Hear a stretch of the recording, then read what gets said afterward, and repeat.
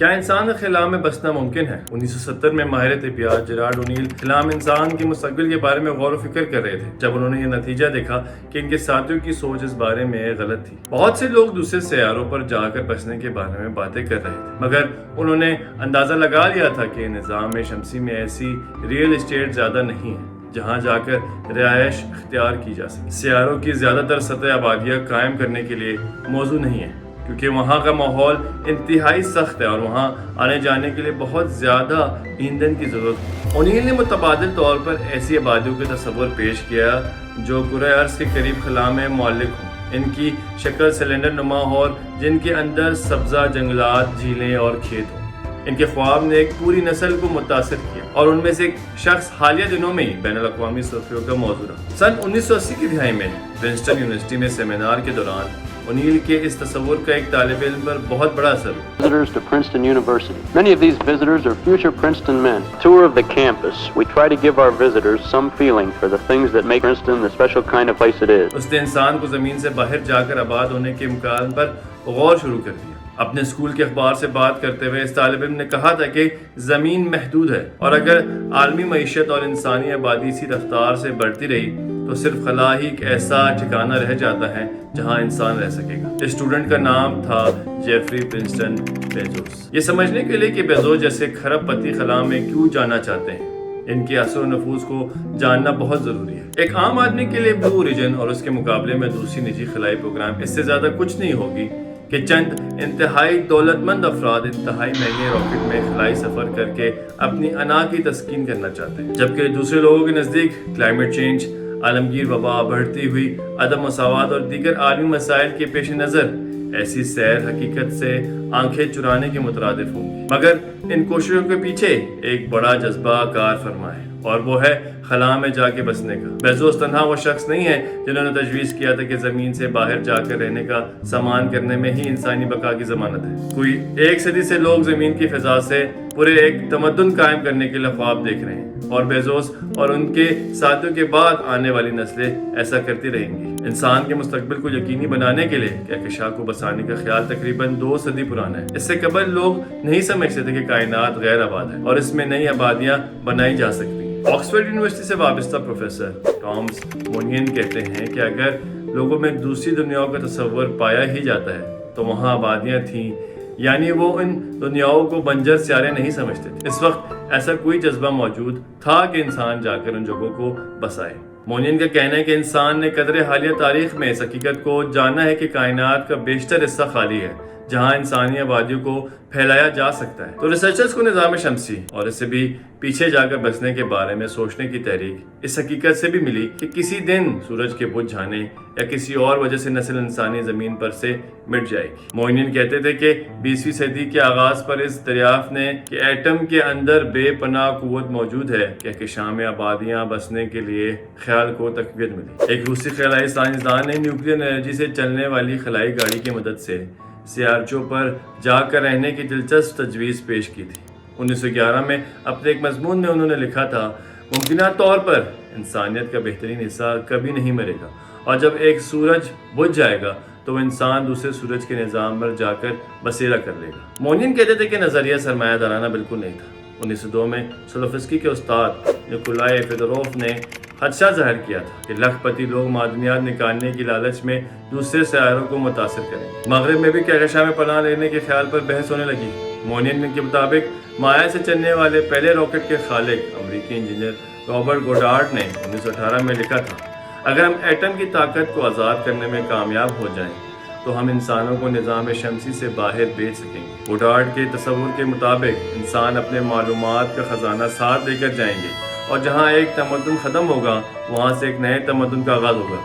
ان کے خیال میں اگر یہ ممکن نہ ہوا تو نئی دنیاؤں کو آباد کرنے کے لیے پروٹوپلازم بھیجا جا سکتا ہے۔ مونین کہتے ہیں کہ ان تمام تصورات اس خیال سے جنم لیا کرتے ہیں کہ اگر انسان ہماری کہکشاں ملکی وے میں نئی آبادیاں قائم کر لے تو وہ اربوں خربوں برس تک زندہ رہ سکیں گے۔ انہی نظریات نے بیزوس اور ایلان مسک جیسے خلائی ارب پتیوں کو کہکشاؤں والی نو آبادیوں کا خواب دکھایا۔ اگر بیزوس کے بس میں ہوتا تو وہ ماحول کے لیے مضر تمام صنعتوں کو زمین پر سے کہیں اور منتقل کر دیتے ہیں اور بعد میں انسان خود اونیل کے سلنڈر میں جا بستا۔ وہ جانتے ہیں کہ وہ خود ایسا مستقبل نہیں دے پائیں گے، مگر وہ خود کو آنے والی نسلوں کے لیے راستہ ہموار کرنے کے طور پر دیکھتے ہیں۔ مسک اس حوالے سے بہت زیادہ کھل کر بات کرتے ہیں۔ ان کا کہنا ہے کہ اگر ہم مختلف سیاروں پر رہنے لگے، مثلاً مریخ پر، تو پھر نسل انسانی کو مکمل طور پر مٹ جانے کا خطرہ نہیں رہے گا۔ اسپیس ایکس ایک پروگرام کے ارب پتی مالک ایلون مسک گریو فلٹر نامی نظریے سے متاثر نظر آتے ہیں۔ اس نظریے کے مطابق ارتقائی عمل میں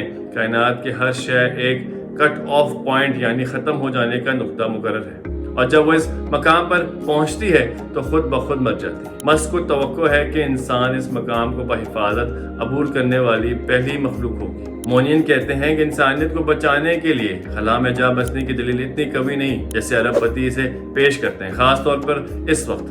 ان کے خیال میں رواں صدی میں انسانیت کو دوسری بڑی خطرات کا سامنا ہے، مثلاً لیبارٹری میں تیار کردہ عالمی وبائیں اور مصنوعی ذہانت کا بے قابو ہو جانا۔ ممکن ہے کہ یہ خطرات کرۂ زمین سے دوسرے سیاروں تک بھی منتقل ہو جائیں۔ مونین کہتے ہیں کہ مختلف سیاروں پر جا کر بسنا شاید ہر صورتحال کے لیے مکمل طور پر محفوظ نہ ہو۔ جہاں تک ماحولیاتی تبدیلی کا سوال ہے تو اگرچہ اس سوال پر اتنا خطرہ نہیں کہ فوری طور پر انسانی بقا کا مسئلہ پیدا ہو جائے، مگر قلیل مدت میں یہ اربوں انسانوں کی مشکلات میں اضافہ ضرور کرے گی۔ فی الحال نہ تو خلائی سیاحت اتنی زیادہ ہے اور نہ ہی کہکشاؤں کی آبادی موجود ہے جو اس خطرے سے نمٹنے میں آج ہماری مدد کر سکے گی۔ سیلابوں، جنگلی آگ اور شدید گرمی کے تناظر میں بہت سے ریسرچرز نے شوقیہ خلائی سفر کرنے والے ارب پتیوں پر نکتہ چینی کی۔ ان مسائل کی سنگینی کو دیکھتے ہوئے کہ چند ایسے لوگ بھی ہیں جو کم سے کم اس وقت کہکشاؤں کی نو آبادیوں کے تصور سے دستبردار ہو سکتے ہیں۔ انہی میں سے ایک آواز سائنس فکشن رائٹر سیم کرن کی ہے، جن کا کہنا ہے کہ خلا ہمیں اپنی بقا کے بارے میں دل فریب تصور تو فراہم کر سکتا ہے، مگر حقیقت میں ہمیں چاہیے کہ جتنے نوری سال سفر کر لیں، ہم اپنی پیدا کردہ علائشوں سے دامن نہیں چھڑا سکتے۔ کرن لکھتے ہیں کہ اس وقت ہمارے پاس ایک اچھی آبادی تو موجود ہی ہے، یہ اتنی بڑی ہے کہ ہم سب اپنے دوستوں اور اہل خانہ کے ساتھ رہ سکتے ہیں۔ اس کی گریوٹی زبردست ہے اور اس کی فضا ہمیں مضر شعاعوں سے محفوظ رکھتی ہے۔ اس کے ماحول میں ہم سانس لے سکتے ہیں۔ سورج کی شکل میں یہاں تجدید توانائی کا لامحدود ذخیرہ موجود ہے جو کم سے کم 1 ارب سال تک چلے گا۔ ہمارے اس اسپیس شپ کرۂ ارض پر 8 ملین سے زیادہ انواع ایسی ہیں جن کے بارے میں مزید تحقیق کی ضرورت ہے، جن کو سمجھنا ہم نے ابھی شروع ہی نہیں کیا۔ یہ انواع ہمیں ہوا، خوراک، ادویات اور صاف پانی مہیا کرتی ہیں۔ کچھ ہمارے لیے نغمہ سرا ہیں، کچھ ہمارے ہوا کو معطر بناتی ہیں، اور یہ سب مل کر ہمارے ارتھ کو انتہائی حسین بنائے ہوئے۔ لیکن اگر ہم اب سے لاکھوں برس بعد کی بات کریں تو کیا اس وقت نظام شمسی اور ملکی وے میں جا کر بچنے کے تصور پر زیادہ سنجیدگی سے غور ہونا چاہیے تاکہ انسان کے مستقبل کو محفوظ بنایا جا سکے؟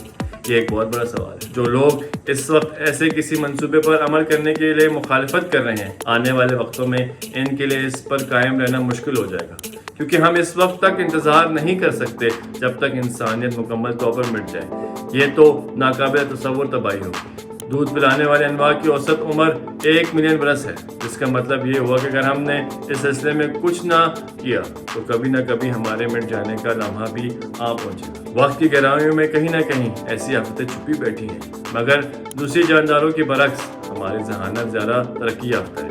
اس لیے کئی محققین کا خیال ہے کہ خلا میں جا بسنے کا راستہ ہمارے مستقبل کی بقا کی راہ سمجھا جاتا ہے۔ اگر کہکشاں کے اندر ہماری آبادی بہت زیادہ ہوگی تو نسل انسانی قوی تر ہوتی جائے گی۔ آکسفورڈ یونیورسٹی سے وابستہ ایک اور محقق اینڈریس سینڈبرگ کہتے ہیں کہ میں تمام انڈے ایک نازک سی ٹوکری میں نہیں رکھنا چاہوں گا۔ ان کا کہنا ہے کہ خلائی کالونیاں سیاروں کے مقابلے میں کمزور ہیں، مگر آپ ایسی آبادیاں زیادہ بسا سکتے ہیں۔ اگر آپ ایک بڑے کالونیاں بسا لیں تو پھر بہت سی چھوٹی بستیاں بسانا بھی ممکن ہو جائے، اور اس مرحلے پر یہ ممکن ہوگا کہ آپ خطرات کو کم کر سکیں۔ آپ ارب پتیوں کی موجودہ نسل کے بارے میں جو بھی کہیں گے، مگر اس بات سے انکار نہیں کر سکتے انہوں نے نہایت قلیل عرصے میں خلائی سفر میں زبردست پیش رفت کی۔ سینڈبرگ نے مسک سے اپنی گفتگو کو یاد کرتے ہوئے بتایا کہ اسپیس ایکس کے خلا میں راکٹ بھیجنے سے پہلے جب مسک نے ان سے ملنے آکسفورڈ یونیورسٹی آئے تھے تو آکسفورڈ میں گرانڈ کیفے میں بیٹھے ٹیشو پیپرز پر خاکے بنا کر مجھے بتا رہے تھے کہ کس طرح ان کے خلا میں جانے کا منصوبہ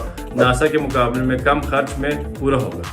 میں ان کی باتوں پر سر ہلاتے ہوئے کہہ رہا تھا مجھے توقع ہے کہ آپ جو کر رہے ہیں وہ درست ثابت ہوگا.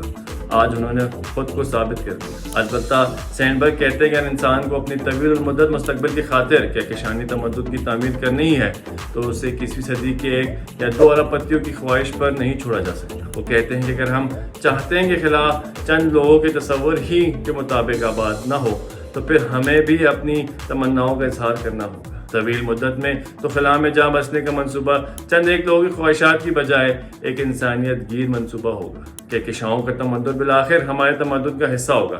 شاید بیزوس کے اونیل کے سلنڈر کا خواب حقیقت بن جائے. شاید یہ ہماری نوع کو بچانے میں مددگار ہو. مگر اس مستقبل کا فیصلہ ملکی وے کے باسی اپنے ترجیحات اور خواہشات کے مطابق کریں گے جو 21ویں صدی کے امیر ترین لوگوں کے بعد زندہ ہوں.